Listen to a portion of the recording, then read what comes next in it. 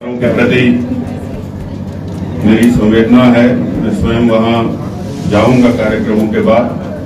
हमारे ही पार्टी के वो परिवार हैं और ये इस तरह के, मैं ठाकुर साहब आपको बताना चाहूंगा, हमने भारद्वाज जी के लिए ऐसे 5 कार्यक्रम पूरे धर्मशाला चुनाव क्षेत्र में रखे थे।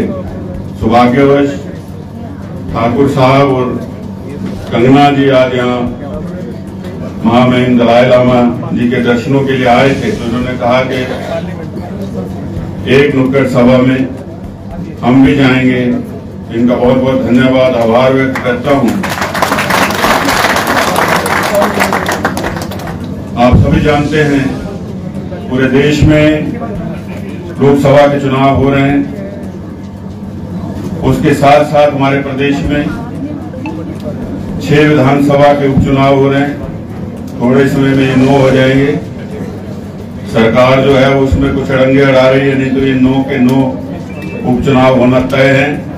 उनमें से एक ये धर्मशाला का उपचुनाव हो रहा है, आपका उपचुनाव हो रहा है और मिलजुल करके हमको इस चुनाव को लड़ना है। और जैसे ही ये 9 नतीजे आएंगे, मैं आपको विश्वास देता हूं 4 जून को परिणाम आएंगे। हिमाचल प्रदेश में कांग्रेस पार्टी की जो सरकार है, सुख की सरकार जिसको कहते हैं, उसका जाना तय है। और वो तय कौन करेगा? हम और आप मिलकर के तय करने वाले हैं। आपकी ताकत, आपका विश्वास जीतेगा और 15 महीने में जो विकास की गाड़ी थम गई है उसको गति देंगे। जो जनहित के कार्य होने थे वो थम गए हैं, उनको गति देंगे। बड़ा नारा लेकर के सरकार आई थी, हमने भी उस समय प्रयास किया, आप सबने प्रयास किया। हर चुनाव क्षेत्र से लोग जीत करके गए, तब सरकार बनी। ऐसे मुख्यमंत्री आए जो अपने 15 महीने के कार्यकाल में 6 अपनी पार्टी के लोग और 3 जो समर्थन दे रहे थे लोग, उनका विश्वास खो बैठे, जनता का विश्वास खो बैठे।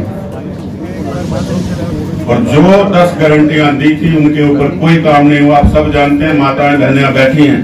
अगर किसी को 1500 रुपए मिले हों, उस समय तो फार्म भर दिए थे, तो बताएं अब जो नया फार्म आया है उसमें इतनी कंडीशनें लगा दी हैं कि किसी को कोई पैसा मिलने वाला नहीं।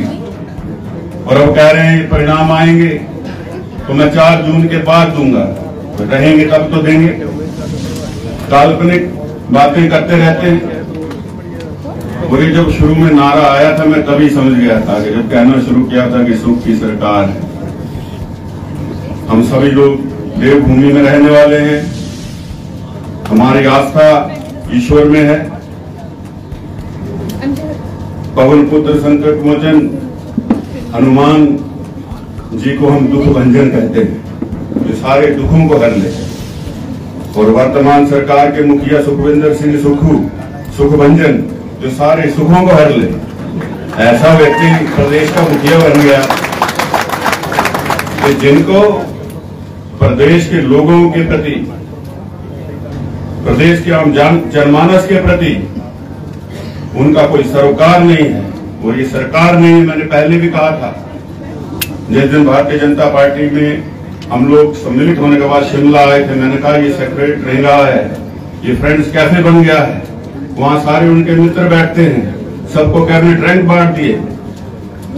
और कहाई की सुख की सरकार है जहां उनके विधायक रो रहे हैं, मंत्री रोते रोते कैबिनेट से बाहर निकलते हैं, कार्यकर्ता रो रहे हैं। और प्रदेश की जनता के अंदर जो है वो आक्रोश है, और वो आक्रोश वोट के रूप में सामने आएगा। और जो हमारी 4 लोकसभा की सीटें हैं, भारतीय जनता पार्टी जीतेगी, क्योंकि मोदी जी की गारंटी पर पूरे देश को विश्वास है, प्रदेश को विश्वास है। और जहां देश को विश्वास है, प्रदेश को विश्वास है, वहीं धर्मशाला को भी विश्वास है। और हम सभी जानते हैं कि हमारे जो विकास के कार्य थे, चाहे वो केंद्रीय विश्वविद्यालय, IT पार्क हो, हमारे स्मार्ट सिटी के काम हो, गांव के अंदर छोटे छोटे काम हो, उनको किसने रोका? वर्तमान कांग्रेस की सरकार जो है नहीं, मैं तो ठीक कहता हूं, क्योंकि बहुमत ही नहीं है। बहुमत से 1 सीट कम है। नैतिकता होती तो उसी दिन इस्तीफा दे देते जिस दिन राज्यसभा का परिणाम आया था।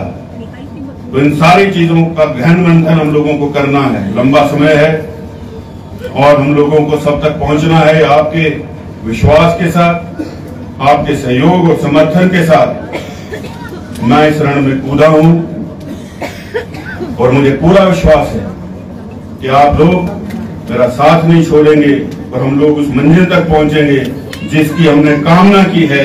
धर्मशाला को प्रदेश के सबसे विकसित चुनाव क्षेत्रों में से एक बनाना है और मिलजुल कर इस सपने को साकार करेंगे। इन शब्दों के साथ आप सबका मैं धन्यवाद करता हूँ। एक दो नारे दूंगा। भारत माता की, भारत माता की, वंदे वंदे, भारतीय जनता पार्टी, भारतीय जनता पार्टी। धन्यवाद।